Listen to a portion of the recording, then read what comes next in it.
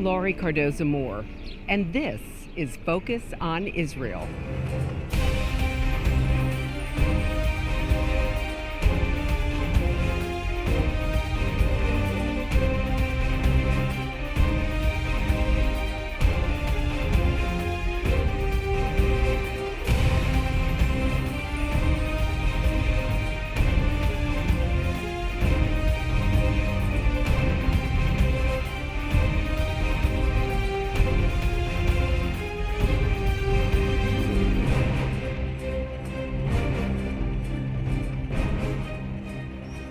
Violent anti-Semitism is on the rise worldwide. A recent Cantor Center report shows an alarming rise in attacks on Jews in 2018. According to the study, released in cooperation with the European Jewish Congress, the number of major violent cases globally jumped 13% last year. Those violent attacks were centered in the United States, which was home to more than 100 cases. In the United Kingdom, 68 cases were reported, followed by 35 each in France and Germany, 20 in Canada, and more in Belgium, the Netherlands, and Argentina. Today on Focus on Israel, we'll take you to a major global forum aimed at combating this lethal rise of anti-Semitism. Hello, I'm Laurie Cardoza-Moore, founder of Proclaiming Justice to the Nations, a nonprofit organization dedicated to educating and sharing the message of Christian biblical responsibility to the people and land of Israel in the face of a global rise of anti-Semitism. Proclaiming Justice to the Nations was established to stop the silence, to wake up Christians and people of conscience to the realities of a world bent on destroying Israel and the Jewish people. I was here in Israel recently to attend the 4th International Conference of the Global Forum for Combating Antisemitism. More than 550 delegates from 50 different countries and 6 religions convened to discuss ways of combating anti-Semitism. They participated in 10 different working groups, which discussed viable models for facing the global challenge of anti-Semitism, with the goal of formulating a practical action plan. One of the highlights of the conference was hearing from Mayim Chaya Bialik, an American actress, author, and neuroscientist. From 1991 to 1995, she played the title character of the NBC sitcom Blossom. She later played neurobiologist Amy Farrah Fowler on the CBS sitcom The Big Bang Theory from 2010 to 2019. In real life, she has a PhD in neuroscience and has been nominated 4 times for an Emmy Award for Outstanding Supporting Actress and won the Critics' Choice Television Award for Best Supporting Actress in a Comedy Series. Her experience with anti-Semitism in today's world was sad and shocking. Guests, dignitaries, members of this global forum on anti-Semitism, I am very, very honored to be here. I am thrilled to be in what I call Eretz Yisrael, which I'm told I should call it Medinat Yisrael when I'm here. And I'm overwhelmed with the opportunity to speak tonight in front of so many people with such knowledge and influence and power. I feel very unworthy, and I'm just very, very grateful to be here, so thank you very much. Although it's not what I was asked to do or to be for you tonight, I feel that somehow I'm representing all Jewish celebrities by standing here. I most certainly do not represent all Jewish celebrities, nor do I represent all Jewish Americans or all Zionists in America.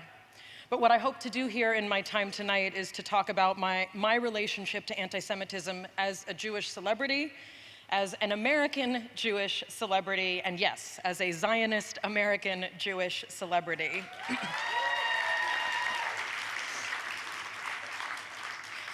I'm choosing to speak about the anti-Semitism that I have experienced, although I could ignore it. We all could ignore it, but we do need to confront this. Why? Because it illustrates that everyone who is attending this global forum already knows anti-Semitism is not simply the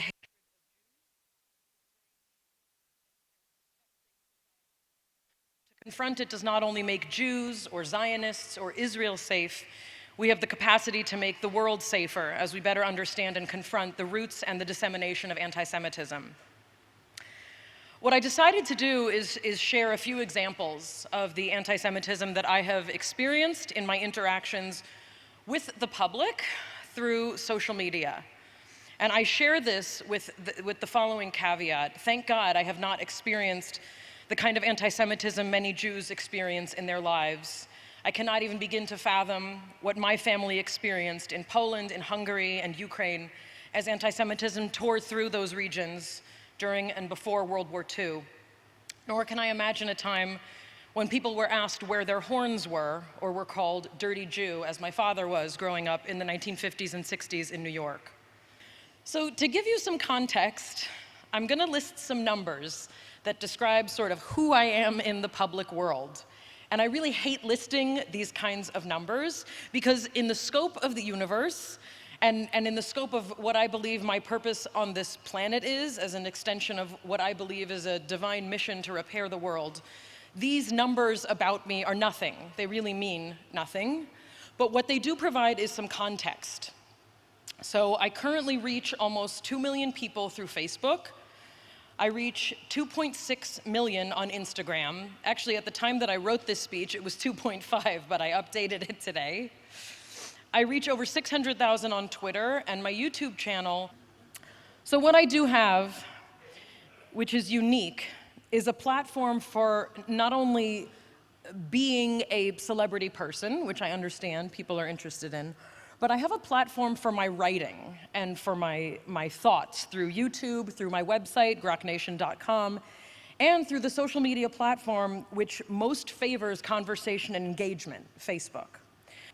So I'm gonna go through kind of 5 categories, which I have a sense of humor about some of these things, which is not to undermine the significance of them, but when these things are said about you and to you, I think you have to find a way to find kind of some humor at the absurdity. So it's okay to laugh. As my grandmother said, if you don't laugh, you'll cry. Okay, maybe only American Jewish grandmothers say that. All right, the things I hear about myself fall into 5 categories. The first, and there are also lots of nice things people say about me, but for the purposes of our evening, category 1, Jew haters and general hatred. Examples, and these are literally lifted from the pages of Facebook, etc. I am sorry that you are Jewish. Mind your words, you bastard kike, big-nosed bastard mongrel Jew. You bow to a false god. Jews never had a homeland. That's what made them so obsessive over the years. I'm disliking this page and I'm not Muslim. Interesting. May you suffer the horror you bring upon the Palestinians. So that's category 1. That's Jew haters and general hatred. Category 2. Category 2 is Israel haters. It is Israel who is committing genocide with the assistance of taxpayers' money from the US, making every citizen of the US that pays taxes an accessory to murder. We give way too much money to this sick country. You should be ashamed of yourself for supporting Israel. Your soul has been bought and sold by evil. Stop Israel with 3 exclamation points. Mayim, your public support of Israel will probably, this one is funny, hold on. Mayim, your public support of Israel will probably win you your next Emmy, but not a soul. I have yet to win an Emmy, so, you know, come on, Israel. Death to Israel, sorry. Death to Israel, I swear you'll pay a heavy price. The resistance of Al-Qassam is ready for you. Category 3, so getting a little bit more specific, not just Israel haters, but Zionist haters. The Zionists are evil and controlled and owned by the Rothschilds. It's one I haven't heard in a while. This one is interesting. Being a Jew is okay, but not being a Zionist. Turns out that this was someone trying to alert the presses. Turns out that Mayim Bialik, who plays Amy Farrah Fowler in The Big Bang Theory, is a Zionist. She falls into the stupid and idiot category despite the fact that she has a PhD in neuroscience. She has the blood of those women, children, and other Gazans murdered by the IDF on her hands. Ugh, is it true? You donated money to the Zionist scumbags that are committing genocide. If that's the case, you have certainly lost many fans. We don't support genocide. So that was category 3, Zionist haters.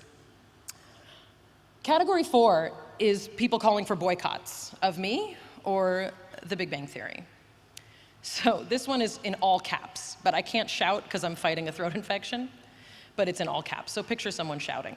The Big Bang Theory just lost so much appeal simply because of your presence in it. It's kind of funny, like that's terrible and sort of funny. The Big Bang Theory is one of my favorite series, but not anymore, and I'm going to boycott it. I will never support a series which has actors like Mayim Bialik who support and assist child killers. Goodbye, The Big Bang Theory. Since Mayim Bialik wants to side with an organization that is committing war crimes, making friends with a Hitler-like mentality, boycott anything to do with her. Make that commitment and boycott The Big Bang Theory. And the 5th category, because it's Nazi references. This is hard, like these are hard. Adolf Hitler coming anytime soon. You traumatized us enough with Blossom, which is funny, that's funny. Now you're showing how inhumane and ignorant you are. By condoning this genocide, you are condoning the Nazi Holocaust as well. Shame on you. Although there are indeed far worse things to have said about you, and there are far worse things in this world than being a public person, these types of comments, which I receive in the hundreds, have taught me a few things. And also, I'm going to go off script for a second. Sometimes these things have been in relation to direct comments that I have made about Israel. I did donate money for vests in the last war. But sometimes these comments come simply from a statement of fact, such as, I have been to Israel, or I have family in Israel, or acknowledging that Israel exists. So before I go into sort of the aspects of anti-Semitism that I've sort of gleaned from these 5 categories, I think it's really important, and this is what I say when I'm asked by the press. There are certain people for whom simply being Jewish or supporting the right of the state of Israel to exist is enough for them to elicit this kind of hatred, and that's not acceptable, in my opinion. So the first thing that I've learned is that anti-Semitism has changed, obviously. The notion that matzah is made with the blood of Christian children seems mostly an obsolete accusation. That kind of anti-Semitism is absent from most of our lives and from my life as an American Jew living in Los Angeles. However, my interactions are with a much larger audience than my parents' generation or my grandparents' generation because of my public position, but also because of the nature of interaction and communication today. So the internet and the transmission of information, including false information and hatred, has made the politics and the business of anti-Semitism a more global and less centralized locale. So it's not something that might happen when you go to the market to buy a loaf of bread, but it's something that you can find kind of everywhere all of the time. In this new world that we're living in, and for me as a public person who lives in the public sphere, where the internet is the method of a lot of communication in my life, anti-Semitism now has a deep and significant reach in ways that it really never did, and I'm being touched by it in ways that I never was before. The second thing that my time in the public eye has demonstrated for me about anti-Semitism is how much Israel has become a dominant feature of the hatred of Jews. I would not and will not distance myself from my statements, from my support for the state of Israel, and my belief that Israel has a right to exist in safety. But the role that anti-Semites have painted of Israel as antithetical to liberal politics is something I never imagined that I would see to this extent in my lifetime. Otherwise, intelligent, educated individuals I know who know little about Israel are very quick to hurl anti-Semitic insults, accusations, and assumptions at anyone who believes in the right of Israel to exist in certain cases. Being a lover of Israel, being a Jew in many cases, is enough to earn anti-Semitism, it seems.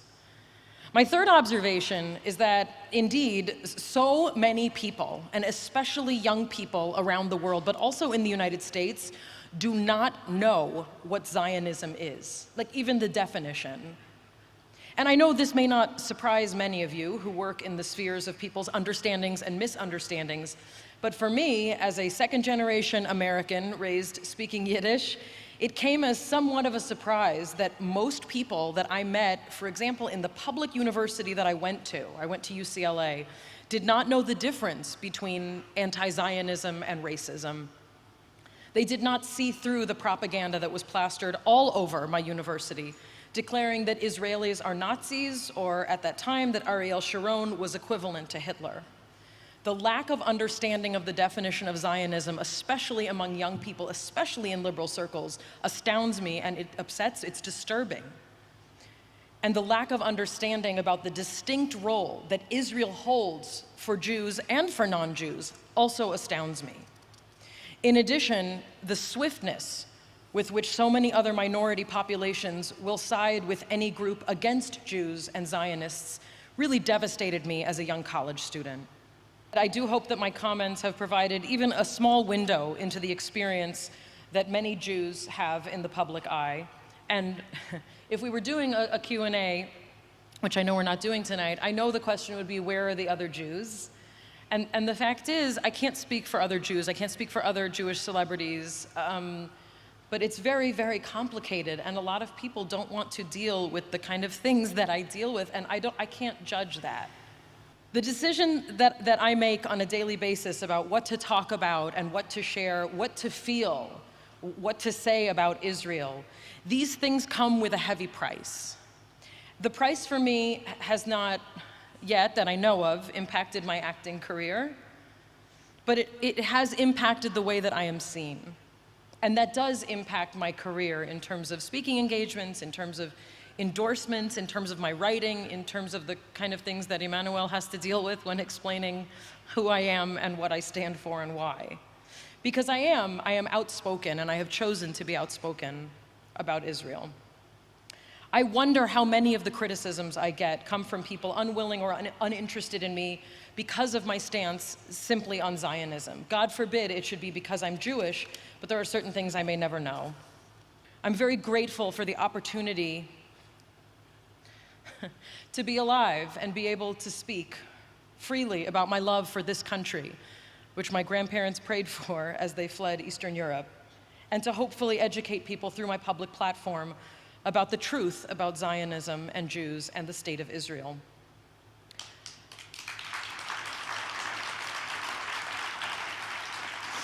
But as I have described it, and as we all know, the internet also holds a new capacity for hatred, for division, and for the spread of darkness.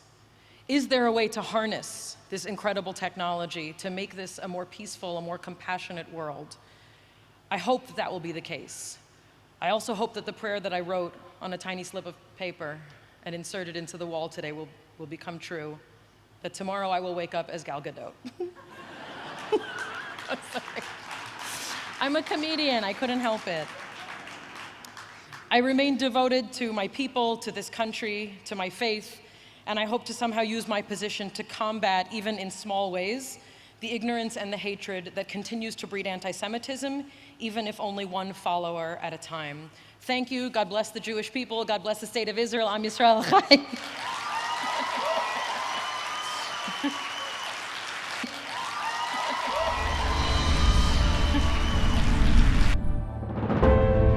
I want to take you to Israel in pictures and film.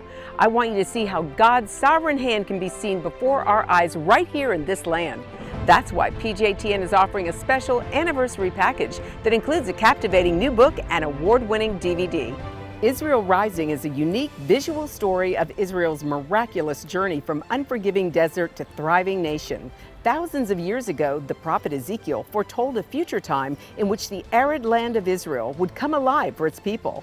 Now this breathtaking book documents the fulfillment of this vision, as rarely seen photographs from the 1880s to the 1940s are juxtaposed with recent photos of the same locations. This book will inspire and captivate you as it illuminates Israel's foretold awakening in a new and unforgettable way. In addition, you'll receive the award-winning documentary, Israel Indivisible: The Case for the Ancient Homeland. This inspiring film examines the many political twists and turns that make Israel the world's most controversial nation. From Abraham and the Promise to the issues facing the Jewish state today, the film examines the historical, archaeological, legal, and biblical foundations for the modern state of Israel. This is a limited time offer for these two remarkable resources for just a one-time gift of $70 today. Your generous donation will help ensure that PJTN stays on the front lines and in the headlines of all the important issues facing Israel and our Jewish brethren. So please go to pjtn.org today.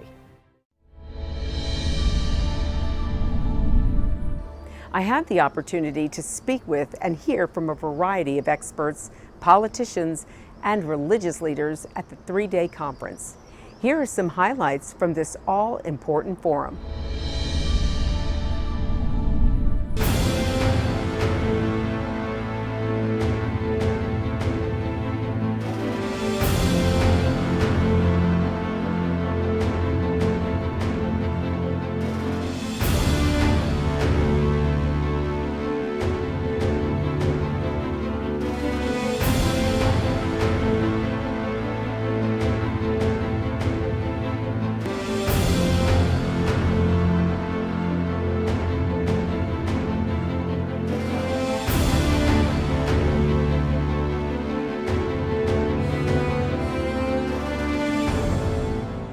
These two gentlemen, I was busy talking to Rabbi Hollander, and I was telling him that I was surprised that there wasn't more Muslims here fighting anti-Semitism.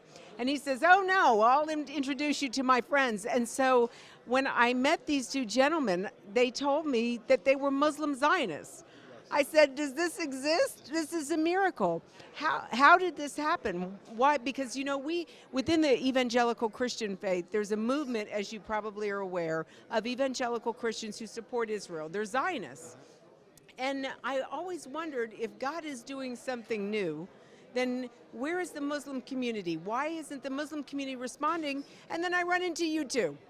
First of all, in the Quran, in the core message of Islam,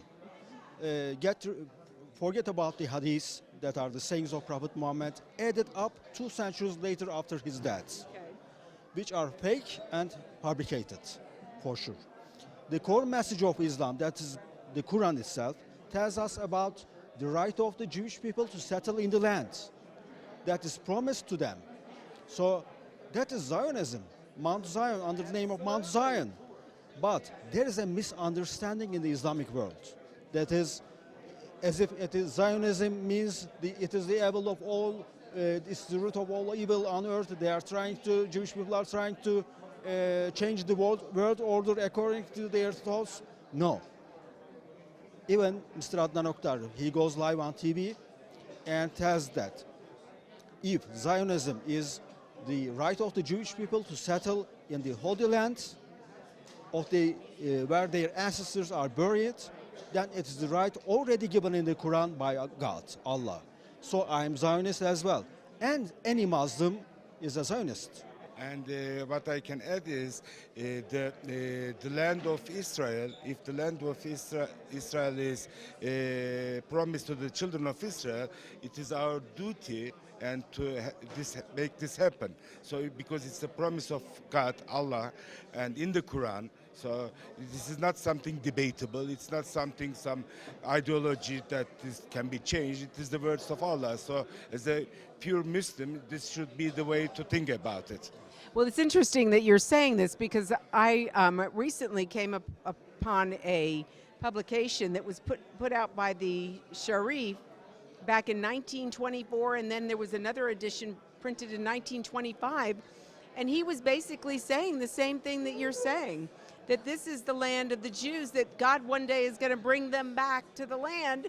And I was amazed by that, because I don't hear that discussed very often. And what you're communicating to me sounds like the same writing and teaching that the Sharif, the Waf, had published back then in the early 1900s. So it's fascinating. The hatred and enmity against Jews and Christians in some of the parts of the Islamic world takes its roots from the nationalist movements not the Quran itself. Because if you go back to 100 years ago, there was no problem with Jews because there was no land of Israel as a state.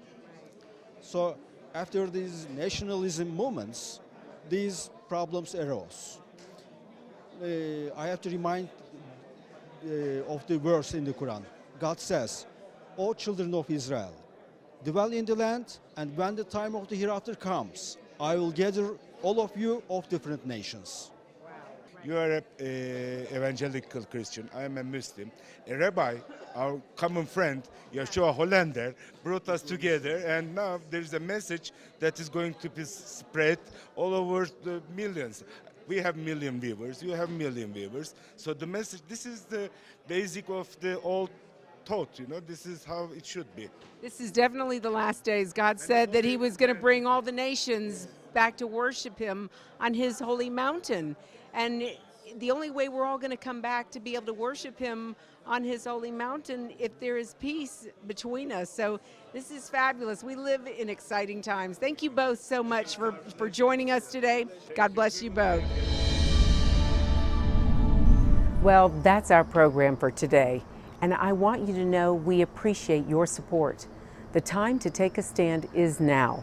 Be a leader in your community and in your church. One person can make a difference. Get involved with and support pro-Israel organizations such as PJTN. Call your senators, congressmen, let your elected leaders hear from you. Visit our website to learn more. Sign up to receive free action alerts and order our films to share with family and friends. Please encourage everyone you know to tune in and become informed. If you're interested in starting a local chapter of PJTN to combat anti-Semitism in your community, please contact us at info@pjtn.org. God bless you, and thank you for all you do on behalf of our Jewish brethren and all Israel. We'll see you next time on Focus on Israel. To support this program, send your tax-deductible gift to Proclaiming Justice to the Nations, P.O. Box 682711, Franklin, Tennessee 37068. You can also support PJTN online. Visit pjtn.org or call 1-877-873-9020. Anti-Semitism has reached epic proportions, and Israel is now surrounded by nations who seek its destruction. For Israel to lose just one battle would mean losing everything. As Christians, it is our biblical responsibility to stand with our Jewish brethren and Israel. PJTN needs your help to reach more Christians with this urgent message. Please visit our website to become a member today and order our award-winning documentaries. You must decide that you won't be silent. Sign up now at pjtn.org. God bless you, and thank you for your support and prayers.